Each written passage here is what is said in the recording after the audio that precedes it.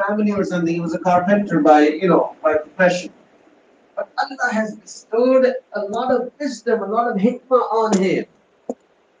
And that is why his nasihas and his hikmah and his words of wisdom are even, very, very heavily quoted even today and are a source of inspiration to everyone, to the Arabs. And even the Messenger sallallahu alaihi wasallam was also very happy and very, used to give a lot of respect to his quotes and his words of wisdom. In a hadith it comes that 3 years before the Prophet ﷺ did hijrah to Medina Munawwara, there was a kafir from Mecca.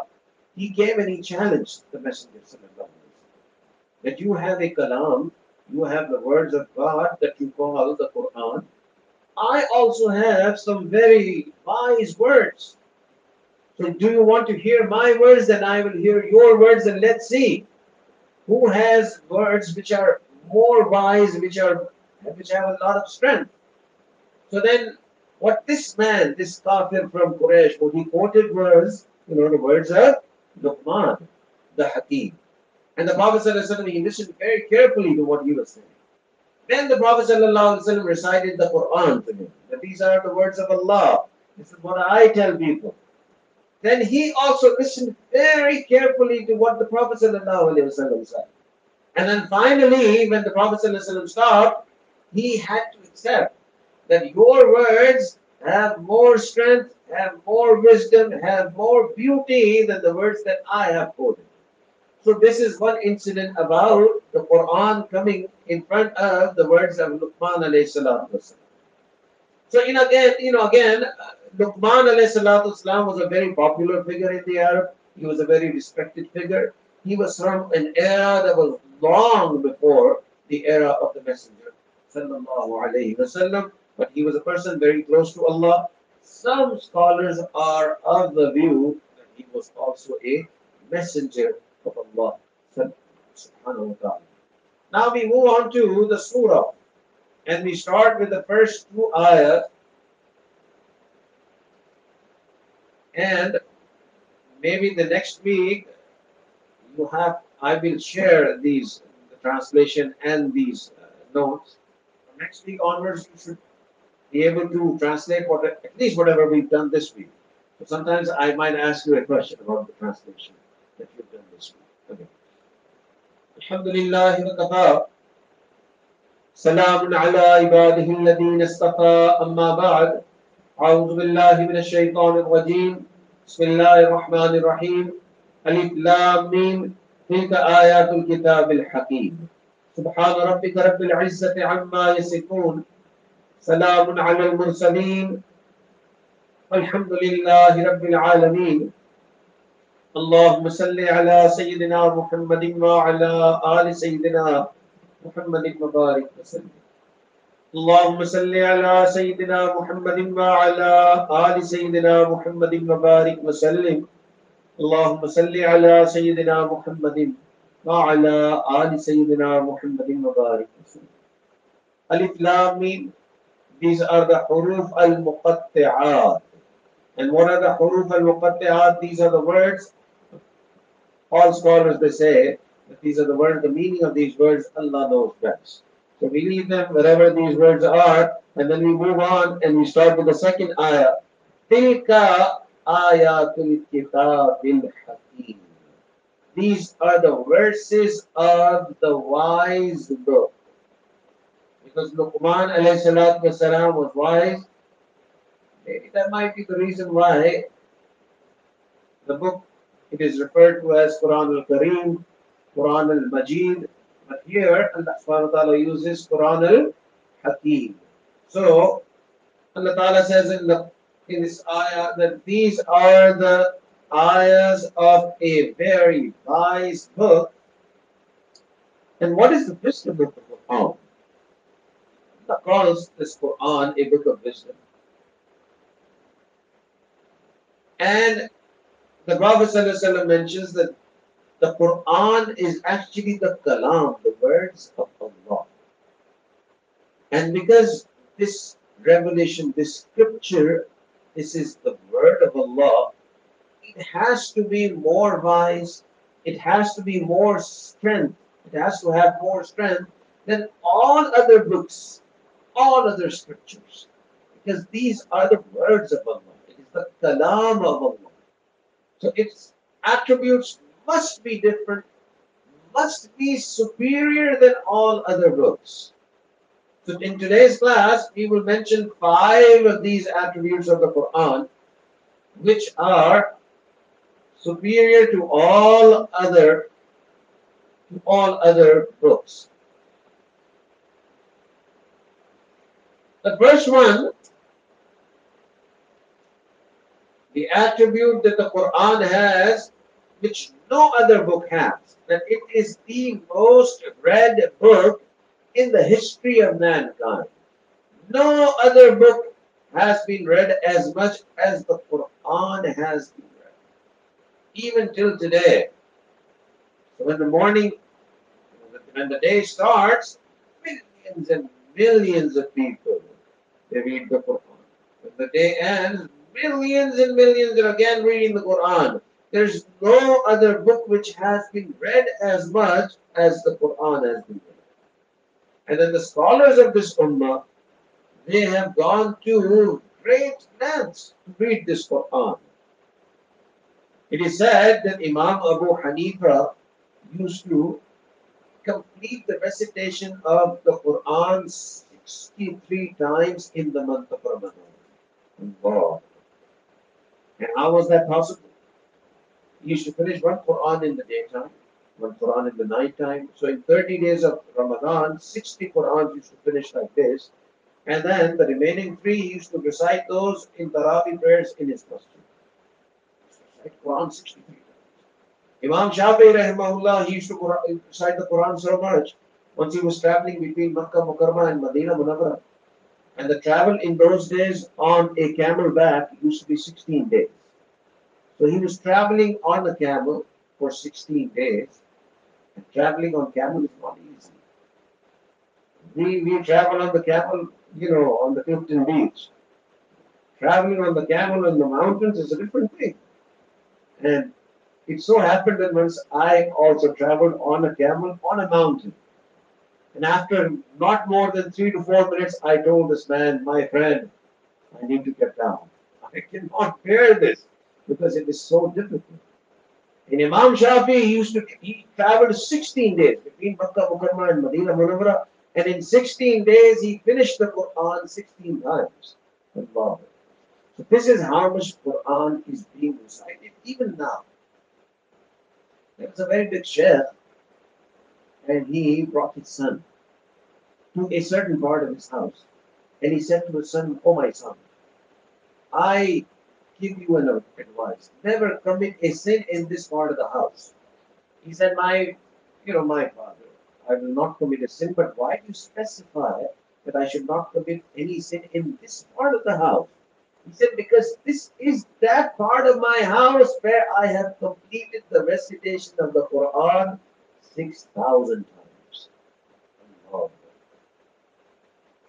So the 5 main distinguishing features of the Quran, one of them is that it is the most recited book in the history of mankind, the most read book in the history of mankind.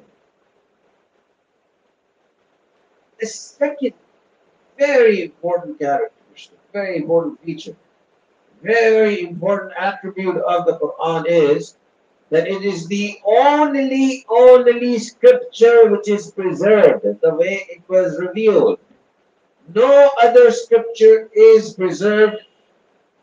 No other scripture. Even those who are the adherents of the other religions, they will accept.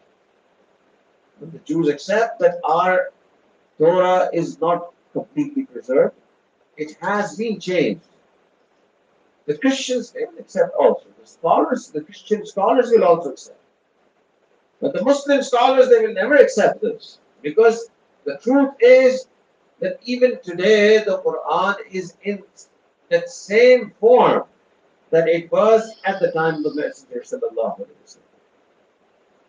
In the University of Munich in Germany, some scholars, some non-Muslim scholars, they tried to prove that no, it is not possible. The Quran must have changed a little bit at least. And they used to not like the fact that Muslims say that our book is preserved and yours is not. So they said that we are going to prove to everyone that even the Quran has been changed. So what they did was they collected 40,000 different copies of the Quran from different areas of the world and from different eras of time. So not 40,000, prints of the Quran, 40,000 different copies of the Quran from different times, different places. And they gathered all of it in that University of Munich. And they had dozens of research assistants working on this project. And what was the project they used? They were supposed to match one copy of the Quran with the other copy of the Quran. 40,000 had to be matched with each other. And if they would find one word which is different in one copy from the other copy, then their point has been proved. And this project went on for 2 years. And after 2 years, they came to the conclusion that not even a single word has been changed in the Quran. SubhanAllah. One of, the, one of the most important features of the Quran is it is a book which has been preserved. No other scripture has been preserved the way the Quran has been preserved. Allah subhanahu wa ta'ala says in the Quran, Inna nahnu nazzalna dhikr wa inna lahu lahafizun. That surely we have revealed this Quran to you and we will protect this Quran. Inna lahu lahafizun. We will surely protect the Quran. So Allah has taken upon himself the protection of the words of the Quran. So 5 very important features. The first one, it is the most read book in the history of mankind. The second one, the only scripture which is preserved. And the third one is that Allah has made it easy to remember. Allah says in the Quran, وَلَقَدْ يَسَّرْنَا الْقُرْآنَ لِلذِّكْرِ. That we have made this Quran easy to remember.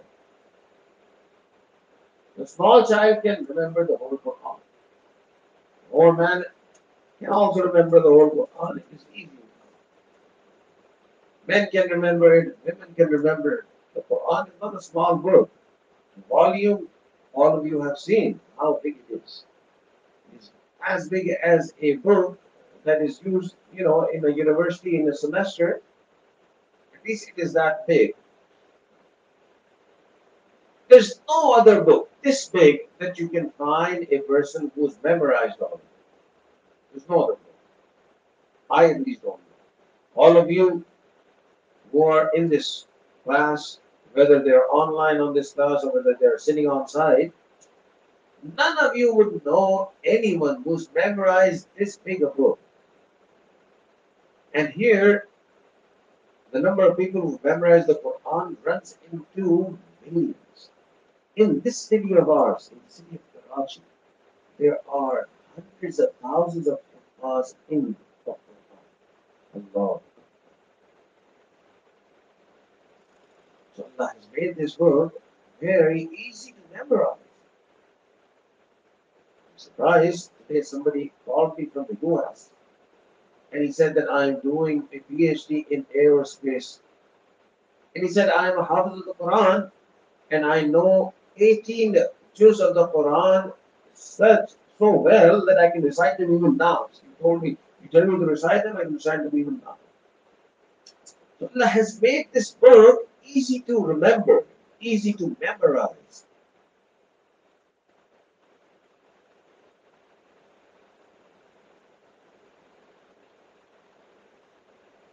Once we were in the US a few years ago, and there was an invitation that was given to us.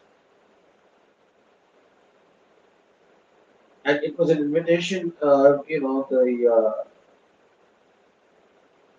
said that, it is a ceremony for the completion of the Quran, and you're also invited. So we went there. And it was a very big country club in New York, in upstate New York. No, in Queens, New York, actually. So it was a very very lavish, very expensive country club. And they were not hundreds of people, there were thousands of people. Thousands of Muslims were invited. And the top Azan reciter was also, was invited. So many dignitaries, and it was such lavish arrangement. And I thought they were probably be like, 100 Hafiz, finishing the Quran. That's why they have such elaborate arrangements and all of these things. So I asked the host, how many people have finished the Quran? The memorization of the Quran. He said, only one. And I said, you have made such huge arrangements just for one Hafiz of the Quran.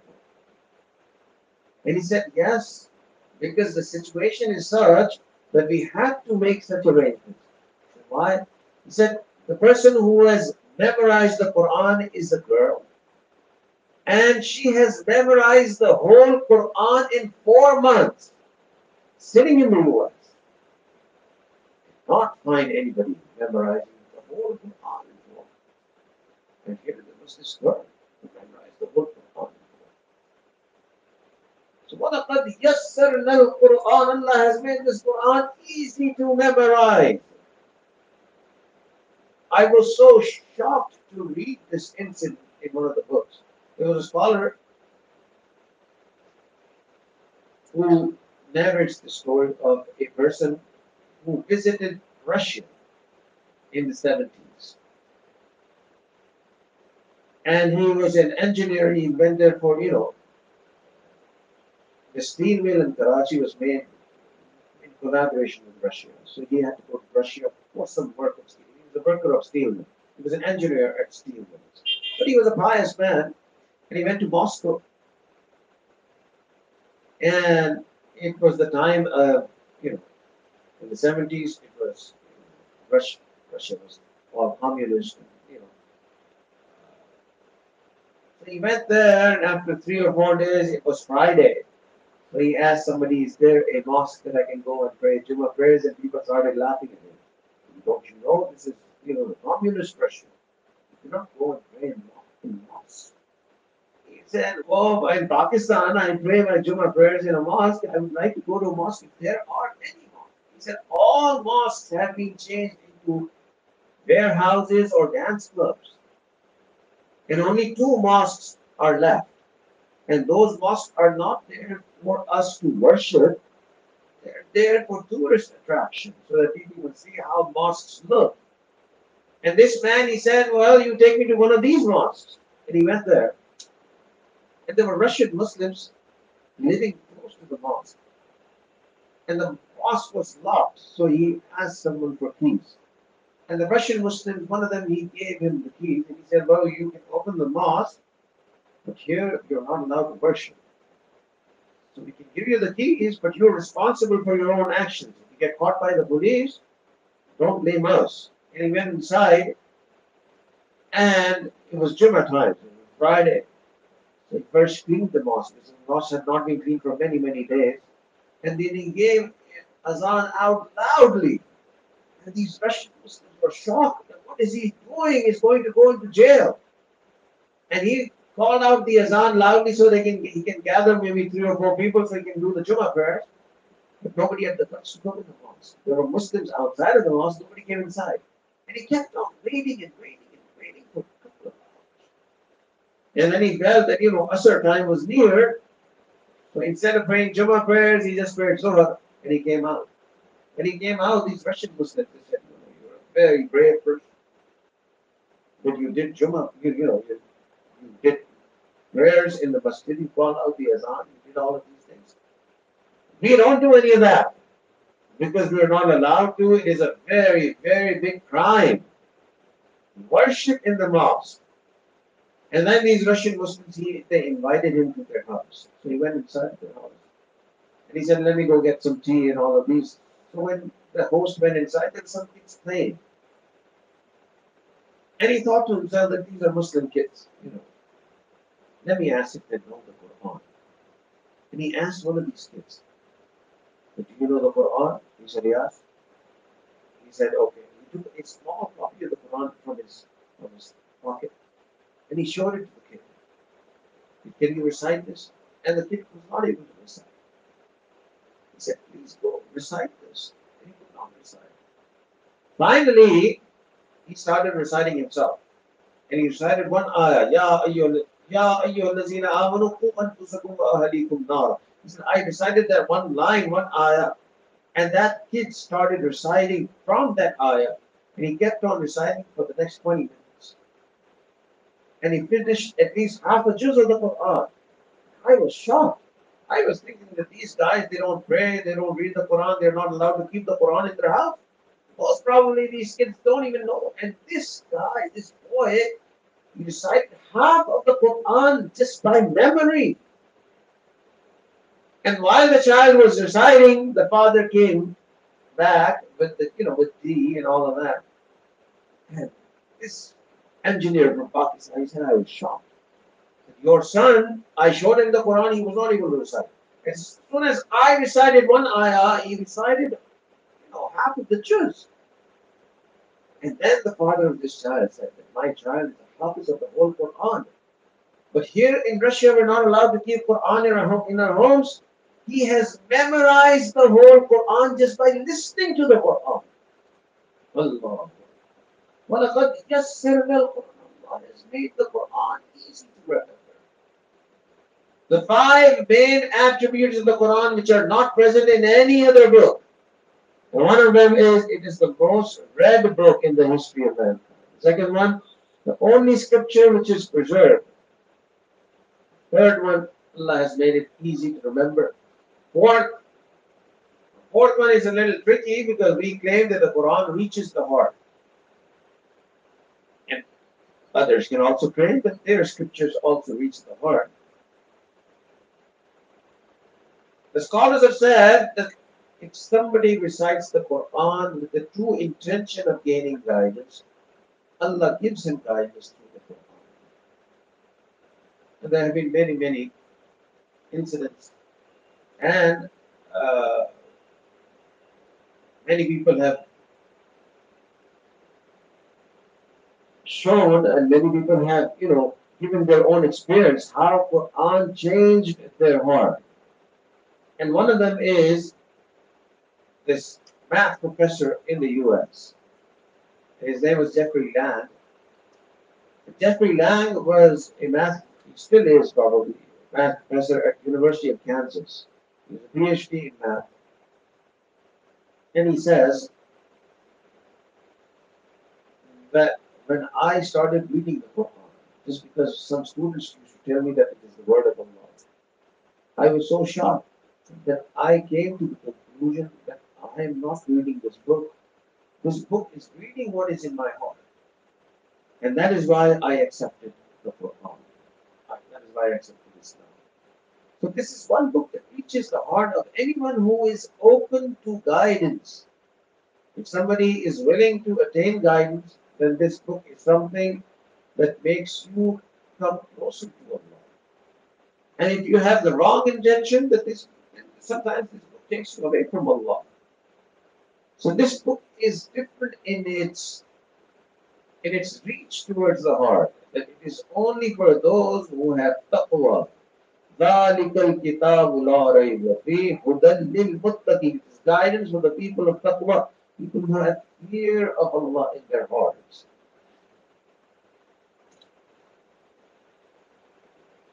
The last thing,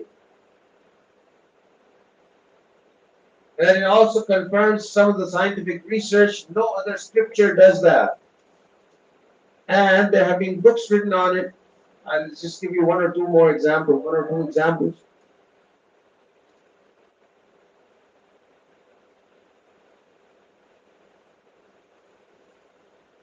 The Quran says, well, let's start with what the science says. A couple of 100 years ago, before Galileo, the scientists were of the view that the earth is the center of the universe and everything rotates against the earth or around the earth. Then Galileo was the first man to actually give this scientific thesis that sun is actually the center of the universe and the earth actually rotates around the sun. Then comes NASA and the Hubble telescope. And Hubble telescope gives us a complete different story. And not only the sun, not only the earth, all the galaxies, all the stars, everything is moving in an orbit, right? And the Quran says this exact thing 1400 years ago. وَالشَّمْسِ وَالْقَمَرِ كُلٌّ فِي فَلَكٍ يَسْبَحُونَ. Everything that is in the sky, each one of them is moving in an orbit. So 200 years ago, people used to make fun, non-Muslims. But your Quran says everything is moving in an orbit, and the scientific scholars, they say, no, the sun is stationary and everything is moving around the sun. Now everybody says, now it is clear, now everybody can see it. That everything in the sky actually is moving in an orbit. So 1400 years ago, Allah subhanahu wa ta'ala gives us a confirmation of scientific research. كُلٌّ فِي فَلَكٍ يَسْبَحُونَ. So now, things like this, these scientific, these signs of the reality of the Quran, which are mentioned, which are confirmed by science, the number of these things actually they go into hundreds, and people have written many, many books. And I will give a couple of examples in this class. One example is the birth of the child. For many, many years before this ultrasound, all of the scientists, they were of the view that when the child is born simultaneously. So everything in the child is born, the bones and the flesh and the brain and the eyes and the ears, they're all, made simultaneously. And the Quran, the ayah of the Quran actually would say that first a human in the womb of the mother, a child is actually a piece of flesh. Then he becomes a piece of meat. Then he becomes all bones. Then Allah puts muscles and, Allah puts, muscles around his bones after the bones are made. So the scientists were of the view, this is against the majority of the scientific view. Then came the time of ultrasound, where you could actually see what was going inside the womb of the mother. And what was happening inside of the womb of the mother is exactly what is mentioned in the Quran. At first, it was a piece of flesh. Then it turned into bones. Then Allah puts muscles on top of the bones. And then the child is brought into this world. So there are many, many examples like these. And maybe we will go through some more examples in the next class, because today we are, about to finish our class today. So these are a couple of examples I have given. So these are the 5 important attributes of the Holy Quran that are not present in any other book. And inshallah, we will move on to the next ayah, but we will go through some of the scientific research at the beginning of the next class as well. We finish our ayah here. We do the translation one more time. أعوذ بالله من الشيطان الرجيم. بسم الله الرحمن الرحيم. ألف لام ميم. تلك آيات الكتاب الحكيم. Alif Lam Mim, Tilka Ayatul Kitab. These are the verses of the book Al-Hakim, which is a wise book. We stop here and we end this class and make a short dua, and then we will share the class. Alhamdulillah Rabbil Alameen. Salatu wa salamu ala Sayyidina al-Anbiya wal-Mursaleen. Allahumma salli ala Sayyidina Muhammadin wa ala ali Sayyidina Muhammadin wa barik wa sallim. اللهم إنا نسألك علما نافعا وعملا متقبلا ولسانا ذاكرا وقلبا خاشعا ورزقا واسعا وشفاء من كل داء. وصلى الله تعالى على حبيبه سيدنا محمد وعلى آله وأصحابه أجمعين برحمتك يا أرحم الراحمين. جزاكم الله. Inshallah, Just a small announcement. Again, this class, inshallah, will be every Tuesday, but we change the time to 8:30. From next week onwards, the class starts at 8:30. It will end at 9:30, inshallah. And Isha prayers will be immediately after class, inshallah.